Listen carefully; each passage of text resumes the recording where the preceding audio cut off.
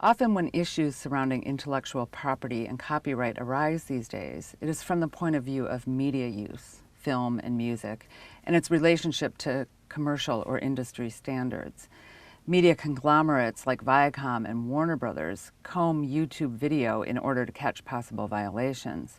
As I've argued elsewhere, YouTube's automation of this content ID system, aptly called fingerprint, has resulted in copious takedown notices that are clearly not cases of infringement, even as content holders have been mandated to investigate fair use before issuing any such notice.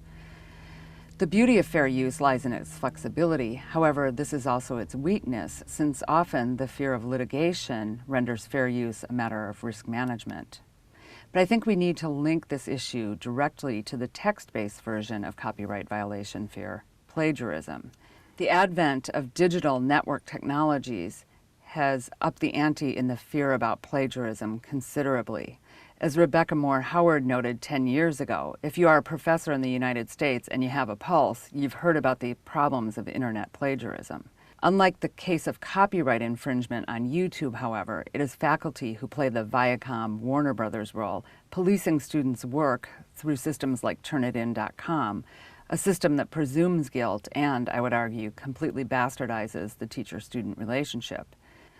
Plagiarism occurs either intentionally or because of student ignorance about citation conventions.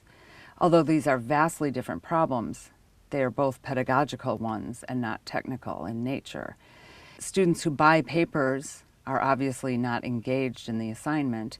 As for the problem of ignorance of citation convention, well, that's a pedagogical issue that's bound up with critical thinking, analysis, and evaluation. I've had at least 2 colleagues tell me that they use Turnitin.com to teach citation conventions, but I remain staunchly unconvinced that this is an appropriate way of mentoring students in the conventions of academic practice. Like Fingerprint, Turnitin.com attempts to automate a function that requires human judgment. We ought instead to be teaching about fair use and offer assignments that actually engage students and ask them to bring their own experience to bear.